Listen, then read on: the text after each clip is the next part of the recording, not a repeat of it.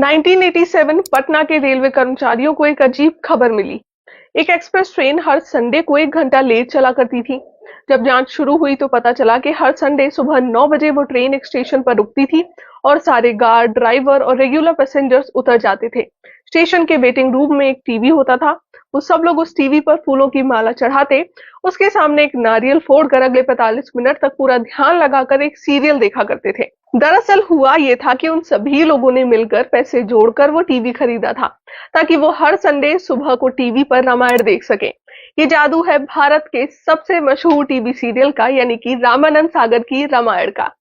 वो कथा जिसने सारे देश को एक अटूट बंधन में बांध दिया था, जिसको इतना पावन माना जाता है कि लोगों के लिए उनका टीवी उनका मंदिर बन गया था। लेकिन बहुत कम लोग जानते हैं कि सीरियल से जुड़ी कहानियां भी उतनी ही जादुई हैं जितना हमारे प्रभु श्री राम। मैं सिनेमा छोड़ रहा हूँ। आज से मैं हमारे महान ग्रंथों की कहानियों को टीवी के लिए बनाऊंगा। 1976 में स्विट्जरलैंड के एक कैफे में बैठकर रामानंद सागर ने अचानक से एक घोषणा की। अपने जीवन में 20 से भी ज्यादा मूवीज, कई ब्लॉकबस्टर्स, धर्मेंद्र, राज कपूर, हेमा मालिनी जैसे बड़े बड़े नामों के साथ काम करके इतनी शोहरत हासिल करने के बाद अचानक वो सिनेमा को छोड़ कैसे सकते थे। पूरी इंडस्ट्री में उनका मजाक बनने लगा। कोई भरोसा ही नहीं करता था कि भारत की जनता ऐसी पुरानी कहानियों को सुनने के लिए तैयार है। पैसों से लेकर पॉलिटिक्स तक हर तरफ रामानंद सागर को दिक्कतें झेलनी पड़ी, लेकिन उनका मानना था कि रामायण की कहानी बनाना उनके जीवन का एकमात्र लक्ष्य है। पॉलिटिशियंस को ये डर था कि ये शो भारत की राजनीतिक व्यवस्था को बिगाड़ सकता है। एक हिंदू सीरियल को डीडी नेशनल जैसे पब्लिक ब्रॉडकास्टर पर दिखाना भारत में भेदभाव की भावना को बढ़ावा देगा। इस सब की वजह से रामानंद सागर को लगातार डिले और रिजेक्शन मिल रहे थे। वो महीनों तक मिनिस्टर्स के ऑफिस के चक्कर लगाते रहे। उनके शूट किए हुए 4 एपिसोड्स को घटाकर 1 कर दिया गया। उनसे ये तक कहा गया कि उन्हें डायलॉग लिखने नहीं आते। लेकिन फिर एक चमत्कार हुआ। कहते हैं कि MIB सेक्रेटरी SS गिल ने एक एपिसोड की CD को चुपके से अपने घर ले जाकर अपनी मां को दिखाया। गिल की मां, जो बहुत बड़ी राम भक्त थी, उस एपिसोड को देखकर मानो जैसे मंत्रमुग्ध हो गई। उनके लिए वो सीरियल देखना ऐसा था जैसे उन्होंने श्री राम जी के दर्शन कर लिए हों। लेकिन जब उन्हें पता चला कि ये शो कभी बन नहीं पाएगा तो उन्होंने अपने घर पर भूख हड़ताल कर दी। उन्होंने अपने बेटे से कहा कि जब तक रामायण बनने की परमिशन नहीं मिलती वो एक दाना भी नहीं खाएंगी। और आखिरकार एक मां की जिद के कारण रामायण को टेलीकास्ट करने का अप्रूवल दे दिया गया।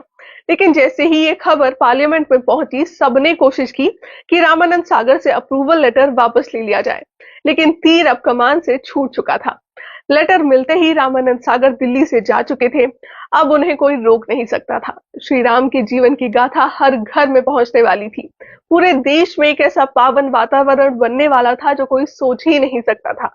25 जनवरी 1987 भारत के 40वें रिपब्लिक डे से एक दिन पहले रामायण का पहला एपिसोड टीवी पर एयर हुआ। इसके बाद देश में एक ऐसी लहर दौड़ पड़ी कि हर कोई एकजुट हो गया। हर संडे की सुबह पूरे भारत में सन्नाटा छा जाता। सारे रास्ते, गली मोहल्ले खाली हो जाते। ना कोई किसी के घर जाता, ना कोई फोन उठाता। ट्रेनें रुक जाती, पार्लियामेंट रुक जाता।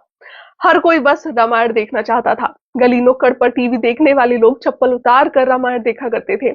कई कहानियां ऐसी भी देखने को मिल जाती हैं जहां लोगों ने अपनी शादी तक पोस्टपोन कर दी। कहा जाता है डॉक्टर्स पेशेंट्स का इलाज नहीं करते थे। यहाँ तक कि कई लोगों ने अपने प्रियजनों के अंतिम संस्कार को भी डिले कर दिया था। लेकिन पटना से एक अजीब घटना सुनाई दी। कहते हैं कि पटना के मेंटल असाइलम में वेरेंडा हुआ करता था जहां सारे पेशेंट्स खाना खाते थे। वेरेंडा के आसपास कई सारे बंदर हुआ करते थे और हर रोज खाना खाने को लेकर पेशेंट्स और बंदरों में लड़ाई होने लगती थी। एक दिन एक डॉक्टर ने सोचा कि इन पेशेंट्स को रामायण दिखाते हैं।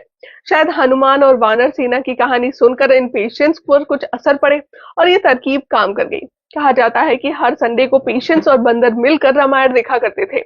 जब भी रामायण शुरू होती, हर कोई गाना सुनकर भागा चला आता था। लेकिन एक दिन एक घटना हो गई। सुबह जैसे ही रामायण शुरू हुई, सारे पेशेंट्स के साथ बंदर भी भागे चले गए। एक बंदर जल्दबाजी में टहनी को पकड़ नहीं पाया और पेड़ से गिरकर उसकी मृत्यु हो गई। कहते हैं सभी पेशेंट्स ने राम भक्त के नाम से उसका अंतिम संस्कार किया और उसकी छोटी सी समाधि बनाई। ये जादू था रामायण का, जिसने भारत के हर घर को एक कर दिया था। कहा जाता है कि बांग्लादेश, नेपाल और पाकिस्तान जैसे देशों में भी रामायण काफी पॉपुलर थी। कहते हैं किसी चीज को पूरी शिद्दत से चाहो तो पूरी कायनात उसे आपसे मिलवाने में लग जाती है। कुछ ऐसी ही कहानी है रामानंद सागर की रामायण की। जब कई दिनों तक ढूंढने के बाद भी रामानंद जी को सुग्रीव की भूमिका निभाने वाला कोई मिल नहीं रहा था, तब अचानक एक रात 3 बजे एक पहलवान सेट पर आ गया। वो कदकाठी में बिल्कुल वैसा था जैसा वो ढूंढ रहे थे। मैं आपका सुग्रीव, उसने कहा। रामानंद सागर ने उसे तुरंत तैयार किया और शूटिंग शुरू हो गई। ऐसे ही एक और घटना थी जिसने सभी को चौंका दिया था। श्री राम जी के बचपन में काकभुशुंडी नाम के कौवे की कथा है, लेकिन ये सीन सीरियल के लिए शूट कर पाना बहुत मुश्किल था। किसी भी कौवे को कंट्रोल कर पाना नामुमकिन है। दिमाग में सिर्फ एक ही बात थी कि कैसे कौवे को दिखाया जाए कि वो श्री राम जी के साथ खेल रहा है, उछल रहा है और खाना खा रहा है। लेकिन फिर एक चमत्कार हुआ। एक दिन अचानक एक कौवा सेट पर आया और ठीक उस पेड़ पर जाकर बैठ गया जहां जरूरत थी। रामानंद सागर जी ने अपने हाथ जोड़कर कहा, काकभुशुंडी महाराज आप आ गए।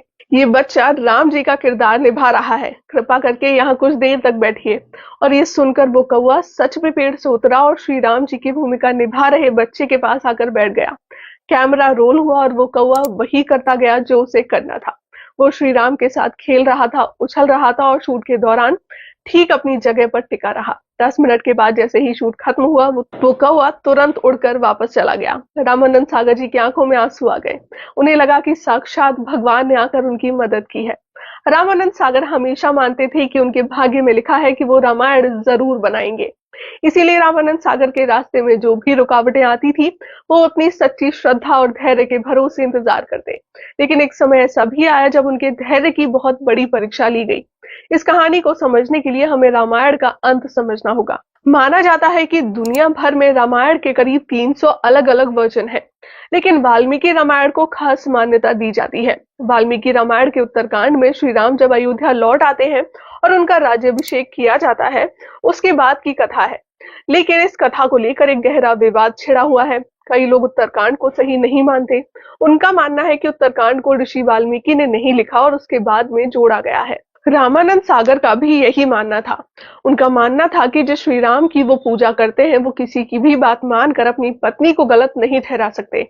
इसीलिए उन्होंने अपने रामायण को श्री राम जी के राज्याभिषेक पर ही खत्म करने का फैसला किया। लेकिन जनता को ये फैसला मंजूर नहीं था। भारत के वाल्मीकि समाज ने इस बात की गहरी निंदा की कि लव कुश वाला एपिसोड क्यों नहीं बनाया गया। धीरे धीरे लोगों का आक्रोश बढ़ने लगा। मंत्रियों के फोन आने लगे। रामानंद सागर पर पॉलिटिकल प्रेशर बनाया गया। हर बार की तरह रामानंद सागर भी अपने फैसले पर अड़े रहे, लेकिन इस बार लोगों का गुस्सा सारी हदें पार कर चुका था। लोग सड़क पर आ गए थे, दंगे होने लगे, पब्लिक प्रॉपर्टी के नुकसान होने लगे, सड़कों को कचरे के ढेर से भर दिया जा रहा था। आखिरकार रामायण के कई अलग अलग वर्जन पढ़ने के बाद रामानंद सागर को एक कथा मिली जिससे वो सहमत थे और उसमें थोड़ा सा फेरबदल करके उन्होंने उत्तर रामायण के नाम से लव कुश की कथा को रिलीज किया। कहते हैं रामानंद सागर पर कई सारे कोर्ट केस किए गए। कुछ लोग रामायण की कास्टिंग, उनके बोलचाल, उनके कपड़ों से भी ऑफेंड हुए थे। कुछ ने कहा कि रामानंद सागर ने रामायण के साथ खिलवाड़ किया है, इसकी वजह से वो आखिर में रामायण के शूट पर ही नहीं जा सके। उन्होंने रामायण की सिर्फ स्क्रिप्टिंग की थी। लेकिन इन सारी दिक्कतों के बाद भी रामायण आज तक भारत का सबसे बेस्ट परफॉर्मिंग टीवी सीरियल है। अपने टेलीकास्ट के दौरान रामायण को 65 करोड़ लोगों ने देखा था। इस शो ने न सिर्फ टीआरपी के सारे रिकॉर्ड तोड़े, बल्कि Guinness book of world record में भी अपना नाम दर्ज किया। रामायण की पॉपुलैरिटी इतनी बढ़ गई थी कि इन सीरियल्स को 16 भाषाओं में डब किया गया और कई सारे देशों में भी ब्रॉडकास्ट किया गया। 2020 में जब सारा देश पेंडेमिक से जूझ रहा था, तब लोगों को हौसला देने के लिए और उन्हें एकजुट करने के लिए रामानंद सागर की रामायण को टीवी पर दोबारा से रिलीज किया गया था। 7.5 करोड़ से ज्यादा लोगों ने इस रिलीज को देखा, जो कि अपने आप में एक वर्ल्ड रिकॉर्ड था। और इसी के साथ रामायण दुनिया का most watched entertainment TV serial बन गया।